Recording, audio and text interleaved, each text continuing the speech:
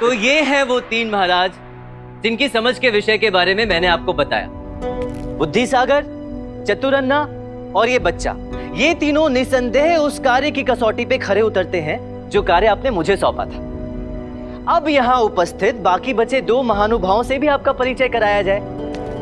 इनसे मिलिए महाराज। ये है रुकिए रुकिए रुकिए। आपसे 8 मूर्ख ढूंढ कर लाने के लिए कहा गया था। ये तो 5 हैं, बाकी के 3 कहाँ हैं?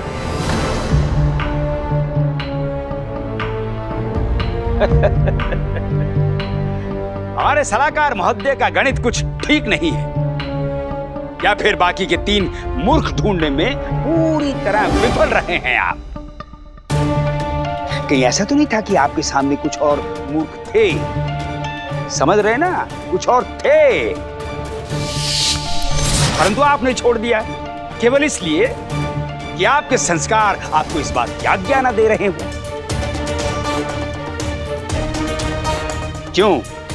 आपका कर्तव्य कहीं आपके संस्कारों की बलि तो नहीं चढ़ गया सलाहकार महोदय?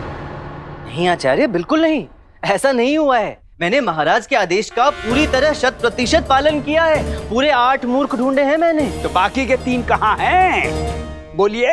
धैर्य आचार्य, धैर्य। उनसे भी अभी यही कुछ समय में ही आपकी भेंट कराऊंगा। बस मुझे कुछ समय दे दीजिए, तब तक बाकी बचे इन 2 महानुभावों से परिचय पूर्ण कर लें। पंडित रामकृष्ण, आप आगे बढ़िए और शीघ्र इस विषय का समापन कीजिए। जी महाराज। तो ये हैं हमारे चौथे उम्मीदवार चरणदास। इन्होंने तो अपनी सूझबूझ से बुद्धिमानी के सारे मापदंड ही बदल कर रख दिए महाराज।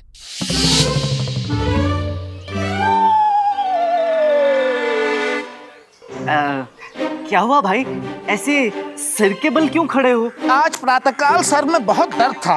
वैद्य जी के पास गया तो उन्होंने दर्द निवारण औषधि देते हुए कहा, औषधि लेने के पश्चात औषधि असर करने में थोड़ा समय लेगी। फिर क्या था, मैंने भी अपनी बुद्धि लगाई और यहाँ आकर शीर्षासन कर लिया, ताकि दवाई शरीर में जाने के बजाय सीधे मेरे सिर में चली जाए और मेरा सिर दर्द शीघ्र ही ठीक हो जाए। किया ना बुद्धिमानी वाला काम। हाँ।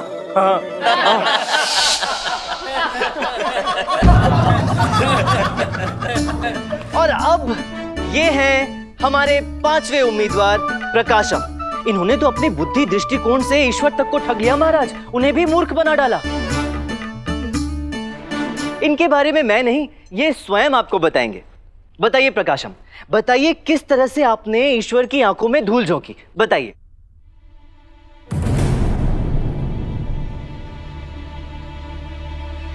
अरे झिझकिए मत मित्र, बताइए सबको अपने चातुर्य के बारे में। यहाँ भी तो सबको पता चलना चाहिए कि आपने ऐसा किया क्या कि ईश्वर भी आपके झांसे में आ गया। बताइए बताइए प्रकाश। महाराज, मेरा नाम प्रकाशम नहीं है, झूठ बोला था मैंने आपसे। हम जानते हैं नहीं महाराज, यह मैं राजपुरम की गोष्ठी में मिला था और इसने अपना नाम अट्टाचार्य बताया था। वो भी मैंने झूठ बोला था। आपको बहुत मानता हूँ, इसीलिए मैंने अपना नाम अट्टाचार्य बताया था।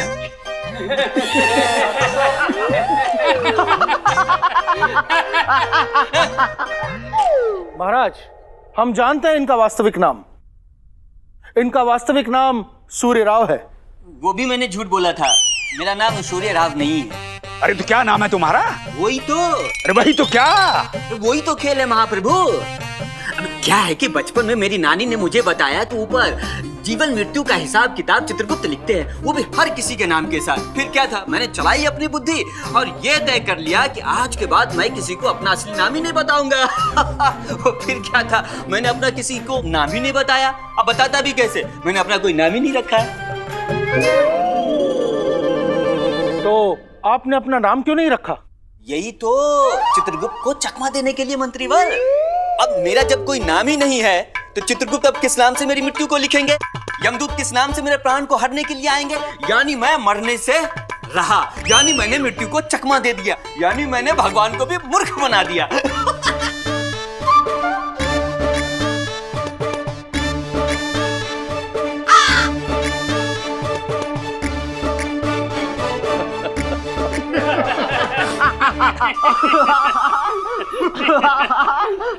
ये देखिए महाराज, ये है मूर्खता की पराकाष्ठा। यही है वो मूर्ख जीव जिनके कारण हमारा विजयनगर मूर्खों का राज्य बनकर रह गया और हम मूर्ख नगरी के राजगुरु। दंड दीजिए इन्हें महाराज, लगाइए 100 कोड़े और स्थापित कीजिए ऐसा ऐतिहासिक उदाहरण जिसके पश्चात हमारे राज्य में कोई भी मूर्खता का विचार करने से पहले 100 बार सोचे।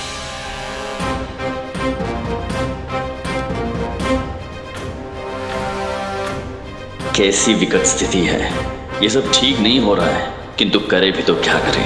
आदेश भी तो हमें दिया था, अब उसे वापस भी तो नहीं ले सकते हैं। काश रामा कुछ कर पाए इसको लेकर। सही कहा राजगुरु ने महाराज, बिल्कुल सही कहा। इन सभी को दंड अवश्य मिलना चाहिए, ये सभी दंड के अधिकारी हैं। बल्कि मैं तो कहता हूं बिना विलंब के इन्हें अभी यहीं इसी समय इनका दंड देना चाहिए महाराज।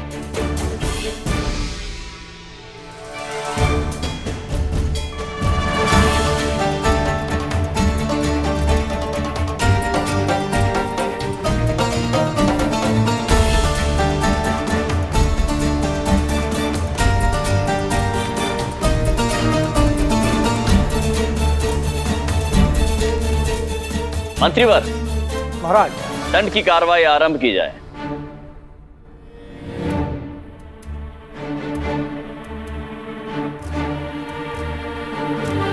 जल्लाद को बुलाया जाए।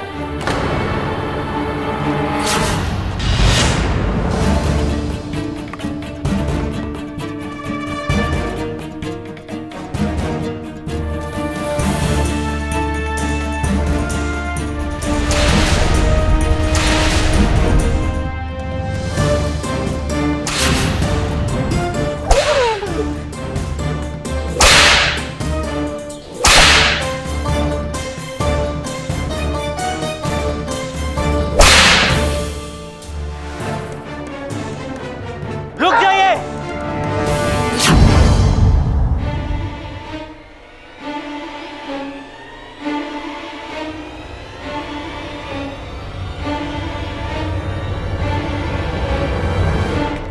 मेरे विचार से यह प्रक्रिया अधूरी रह जाएगी महाराज, यदि महाराज के तय आदेश के अनुसार यहाँ पूरे के पूरे 8 मूर्ख उपस्थित ना हो तो।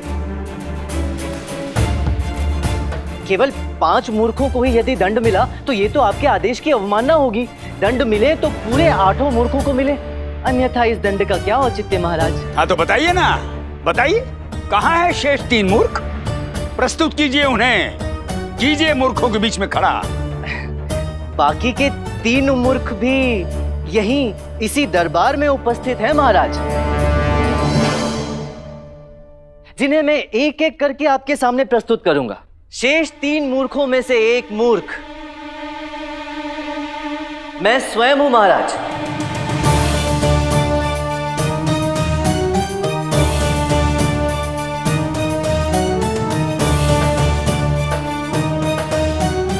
जी महाराज, मैं ही छठा मूर्ख हूं जो दंड का उतना ही अधिकारी है जितना कि ये लोग। जो व्यक्ति राज दरबार के विशेष सलाहकार जैसे जिम्मेदार पद पर रहते हुए भी मूर्खों को ढूंढने जैसा मूर्खतापूर्ण कार्य कर रहा था, उससे बड़ा मूर्ख और कौन हो सकता है महाराज। निसंदेह छठा मूर्ख मैं ही हूं, मुझे भी दंड मिलना ही चाहिए महाराज। और 7वां मूर्ख?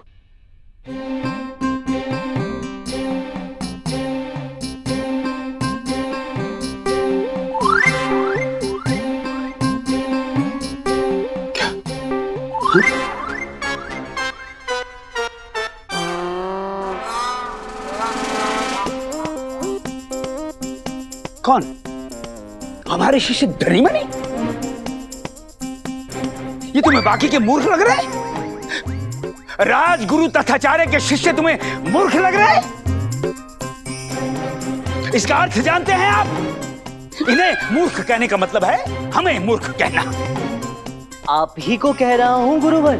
हाँ?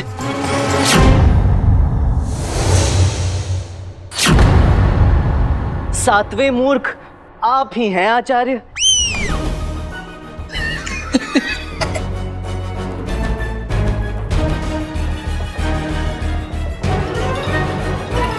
देखिए महाराज, ये हमें मूर्ख कह रहे हैं, हमें प्रख्यात पंडित तथाचार्य को, राजगुरु कुलगुरु तथाचार्य को मूर्ख कह रहा है महाराज। समस्त शास्त्र वेद पुराण के कंठस्थ विद्वान महापंडित तथाचार्य को मूर्ख कह रहा है ये। राजगुरु जैसे गरिमामयी और ऊंचे पद पर विराजमान होकर भी यदि आप ऐसे मूर्खतापूर्ण कार्य का समर्थन कर रहे हैं, इसे रोकने या सही मार्गदर्शन दिखाने के बजाय इसे बढ़ावा दे रहे हैं, 100 कोड़े लगाने जैसे गंभीर दंड का उपाय सुझा रहे हैं, तो ये आपकी मूर्खता नहीं तो और क्या है आचार्य?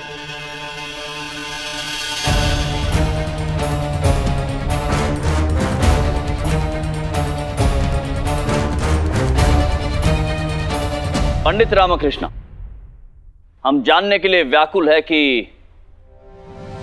8वां मूर्ख कौन है।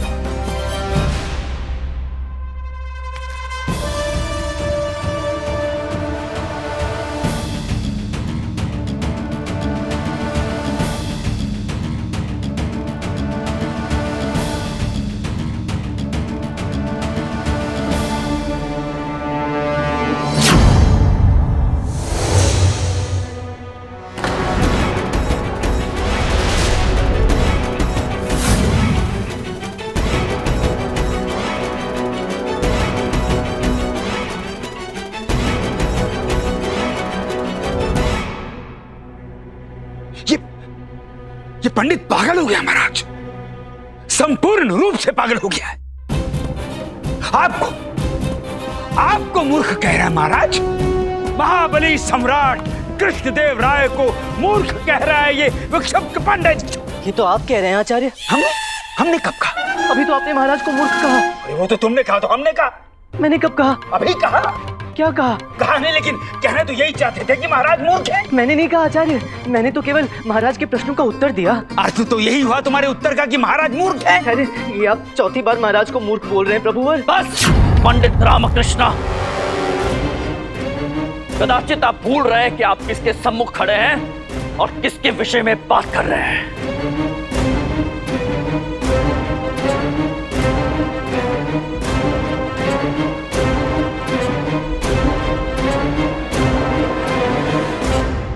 मैं जानता हूं महाराज कि मैं कहां खड़ा हूं और किसके उन्मुख हूं।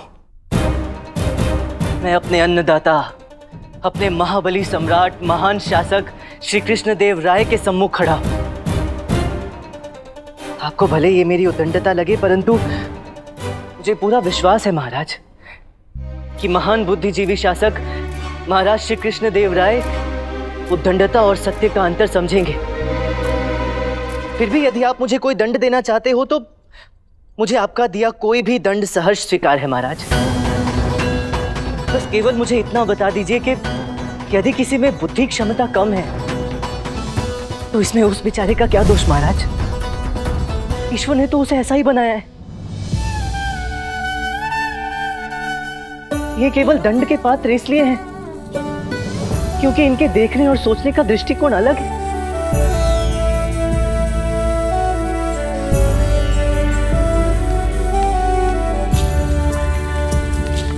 इस बच्चे से पूछा गया कि 1 और 1 कितने होते हैं। इसने कहा 11। क्या गलत कहा महाराज? केवल दृष्टिकोण का अंतर है ना। जहां 2 अंक मिलकर हमारे लिए 2 बनते हैं, इसके लिए 11 बन रहे हैं। इससे पूछा गया कि सबसे शुद्ध भावना कौन सी है। इसने कहा घृणा। इससे शुद्ध उत्तर और कोई हो सकता है क्या महाराज? शेष सभी भावनाओं में हमारी सोच का गणित काम करता रहता है। केवल घृणा ही एक ऐसी भावना है जिसमें विशुद्ध रूप से केवल और केवल हम और हमारा अहंकार होता है महाराज।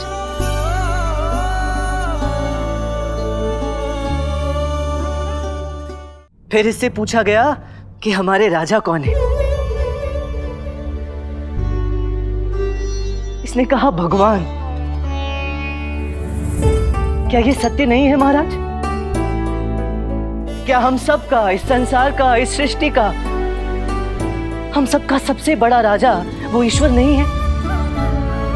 क्या राजाओं का राजा वो प्रभु परमेश्वर नहीं है जिसके सब अधीन है आप, मैं, हम सब?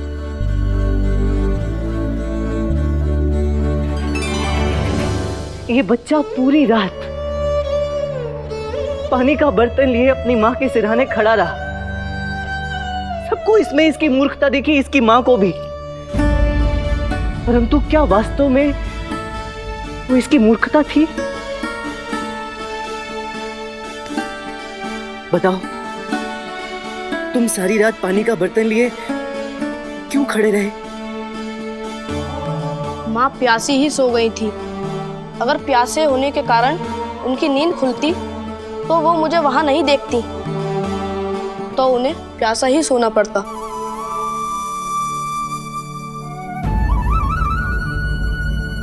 एक संतान का अपनी मां के प्रति इतना गहरा प्रेम।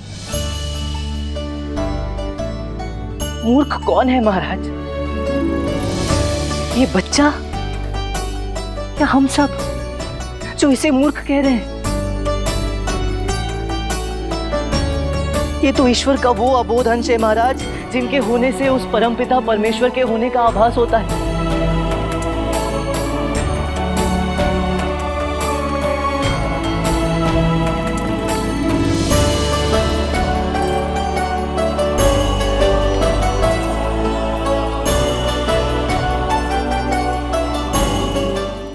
ये लोग तो अबोध है महाराज।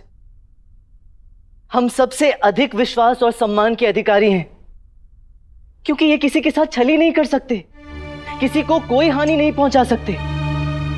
इनमें इतनी बुद्धि ही नहीं है कि किसी को कोई भी क्षति पहुंचा सके।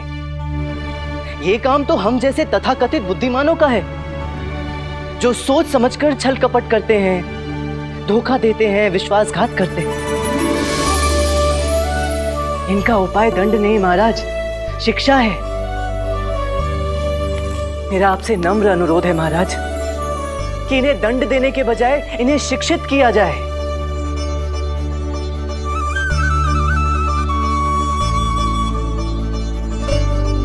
बस मुझे इतना ही कहना था। अब महाराज जो उचित समझे मुझे दंड दे सकते हैं।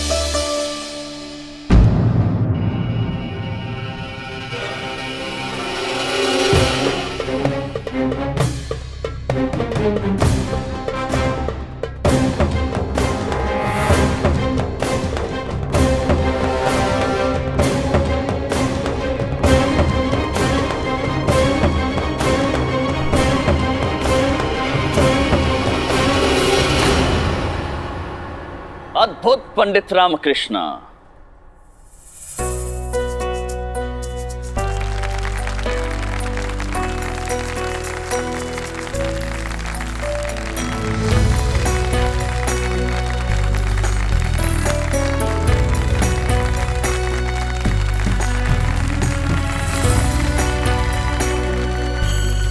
अद्भुत। ये जो अतिथिगण हमारे यहां पर आए हुए हैं, इन्हें पूरे सम्मान के साथ स्वतंत्र किया जाता है, और इन्हें यहां पर आने में जो कष्ट हुआ है उसके लिए हमें खेद भी है और दुख भी। मंत्रीवर महाराज, तत्काल आदेश पर पूरे राज्य में रात्रि विद्यालय खोले जाएं, जहां निःशुल्क शिक्षा की व्यवस्था की जाए। हम चाहते हैं कि हमारे पूरे राज्य में अधिक से अधिक लोग शिक्षित हों। प्रयत्न ये हो कि कोई अशिक्षित न रह जाए। और हमारे जो ये अतिथि हैं उन्हें भेंट उपहार दिए जाएं और ससम्मान इन्हें अपने गंतव्य तक पहुंचाया जाए। जी महाराज।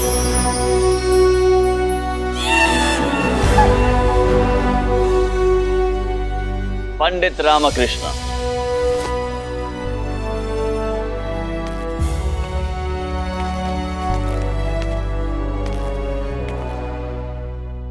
जिस राज्य के पास आप जैसा सुलझा हुआ विद्वान सलाहकार हो, वहां भला कोई मूर्खता कैसे कर सकता है? आपने आज हमें एक बहुत ही भारी मूर्खता करने से बचा लिया, और उसके लिए हम सदैव आपके आभारी रहेंगे। और हमें सदैव यह भी याद रहेगा कि कोई था जिसने विजयनगर सम्राट कृष्णदेव राय को ना कहकर भी मूर्ख कह दिया था।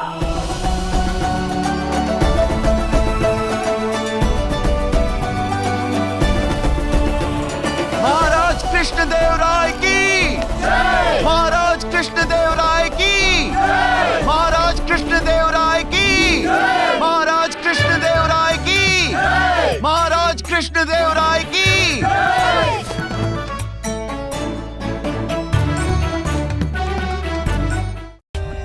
For more updates, subscribe to our channel, click the show links and enjoy watching the videos.